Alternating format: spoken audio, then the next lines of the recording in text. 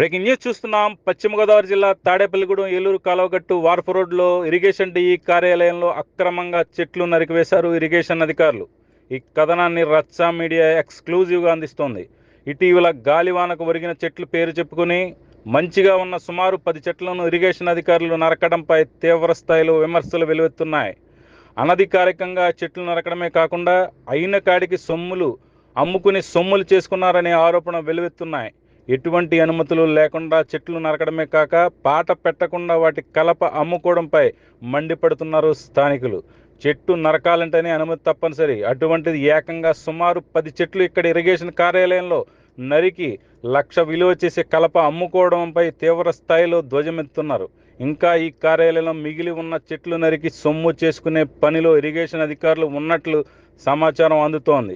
ఈ చెట్లు నరికి కలప అమ్ముకోవడానికే కాదు, అసాంఘిక కార్యకలాపాలకు అడ్డాగా తయారైంది తాడేపల్లిగూడెం జనవనరుల శాఖ కార్యాలయం. ఈ కార్యాలయంలో ఎక్కడ చూసినా బీరు బాటిళ్లు, మద్యం సీసాలే దర్శనమిస్తున్నాయి.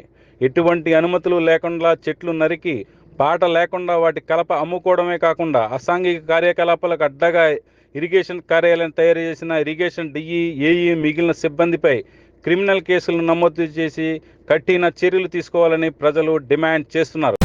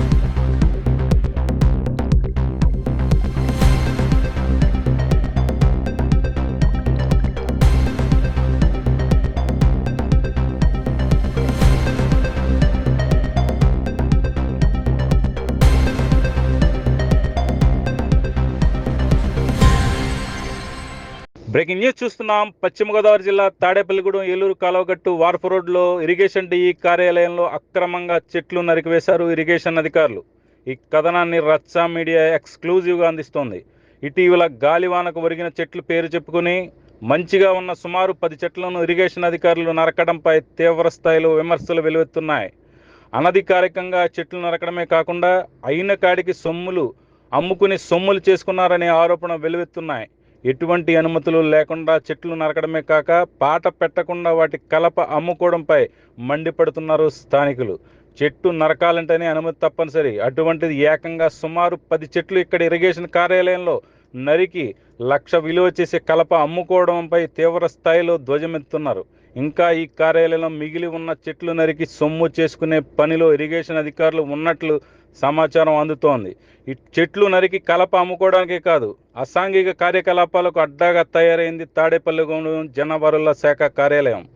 ఈ కార్యాలయంలో ఎక్కడ చూసినా బీరు బాటిళ్లు, మద్యం సీసాలే దర్శనమిస్తున్నాయి.